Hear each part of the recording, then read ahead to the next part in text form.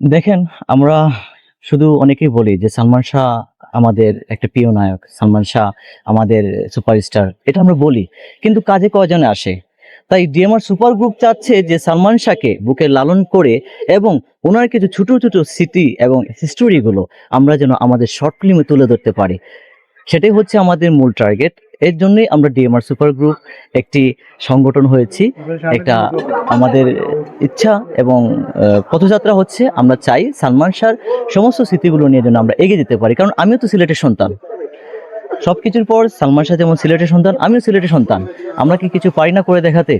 সেটা অবশ্যই, যেহেতু সোশ্যাল মিডিয়া এখন অল্প কিছুতে ভাইরাল হয়, অনেক কিছু হয়। কিন্তু সালমান শাহ কয়টা ইতিহাস আর ভাইরাল হচ্ছে।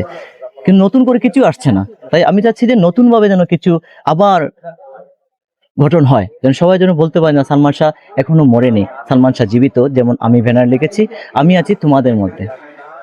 বেঁচে আছি। তো এই কথাটা স্মরণ হয়ে থাকবে বলেই DMR super group. DMR super গ্রুপে অনেক অভিনেতারা আছেন এবং কাজ করতেছেন। সবাই নতুন।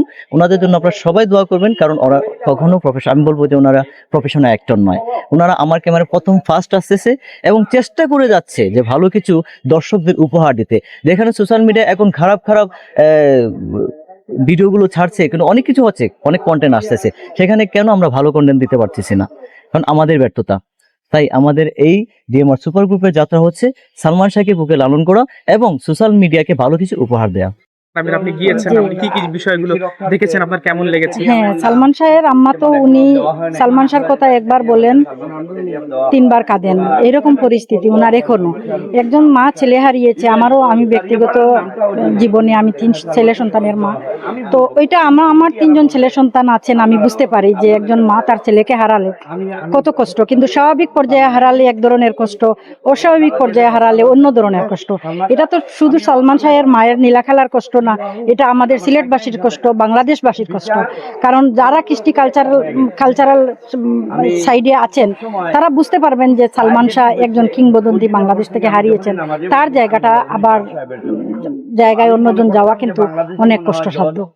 এই কার্যক্রমকে তারা যে সালমান শাহকে রিপ্রেজেন্ট করতেছেন বিশ্বব্যাপী, বাংলাদেশের একজন কিংবদন্তি হিসাবে আমাদের সিলেটের সব ভালো লাগার জায়গা দুটোই বলবো। কারণ উনি যদি থাকতেন বাংলা সিলেটকে আর চলচ্চিত্রের মাধ্যমে এবং বাংলাদেশকে আরো তার মানে চলচ্চিত্রের মাধ্যমে বিশ্বব্যাপী আরো পরিচিত করতেন।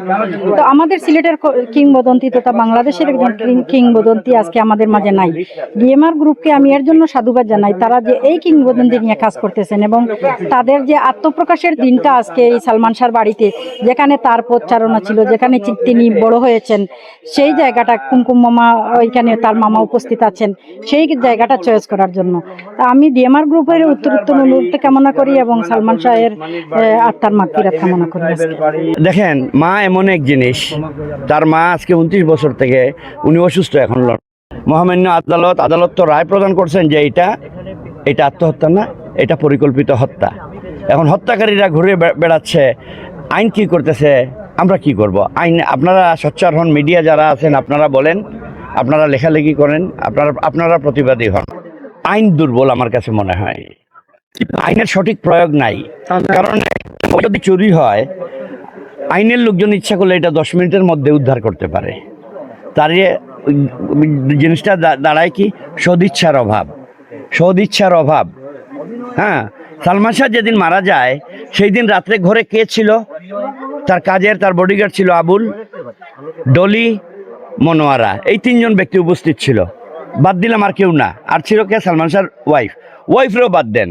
এই 3 জন কাজের লোকরে এনে ইন্টারোগেশন করলেই তো ওই রাত্রে ঘটনা বের হয়ে যায়। কেন এই 3 জনের মধ্যে একজনকে আজ পর্যন্ত ধরা হলো না? কেন হয় নাই? এটা আপনারা যাচাই বাছাই করেন।